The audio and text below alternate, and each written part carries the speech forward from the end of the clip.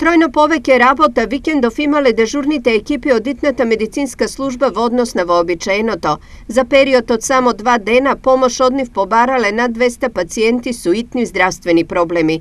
Ова значи дека по еден пациент бил приман на секој 15 минути, што е исклучително голема фреквенција каква што немало со години. Беа некои пациенти со регуларна симптоматологија, кардиоваскуларни пациенти со хипертензии, градни болки, некои невролошки пациенти и веќе почнува да се зголемува бројот на пациентите на ковид пациенти.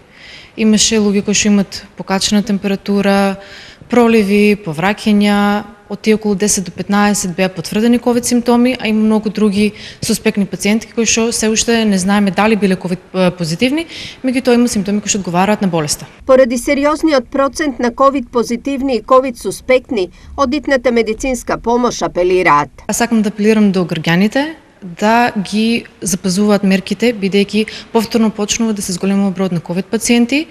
Има заболени, има позитивни, има жртви, луѓе починуваат и затоа да се носат маски, да не се групираат луѓето, да се почитуваат мерките за секоја безбедност, да се вакцинираат и што не се вакцинирани за лична заштита. Од денес притисокот врз брзата помош е намален, но и понатамо е голем. Телефоните постојано звонат, а барање за ургентна помош има.